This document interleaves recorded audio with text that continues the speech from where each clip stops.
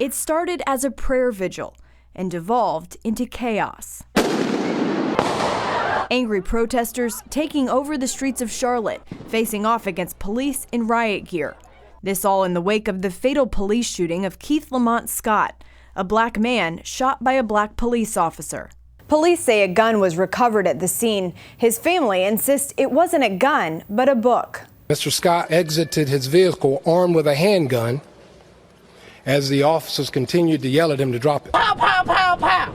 That's it. He had no gun. The officer who shot Scott, Brentley Vinson, wasn't wearing a body camera, but 3 other officers on the scene were.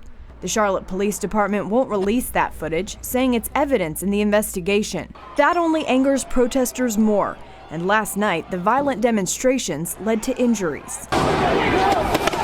One man is now on life support after being shot in the head by another civilian, and the Charlotte Police Department says 4 of its officers were injured.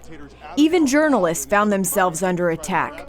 A CNN reporter pushed to the ground on live television. Donald Trump and Hillary Clinton are speaking out about police-involved shootings in Charlotte and in Tulsa, with Trump saying that although he's a tremendous supporter of the police and law and order, he was very, very troubled by a recent shooting in Oklahoma and called for a national expansion of the policy of stop and frisk. Clinton, meanwhile, has made curbing gun violence and the police brutality a central part of her campaign.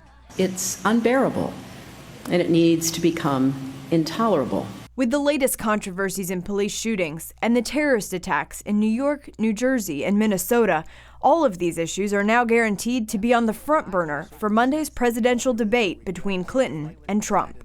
Caitlin Burke, CBS.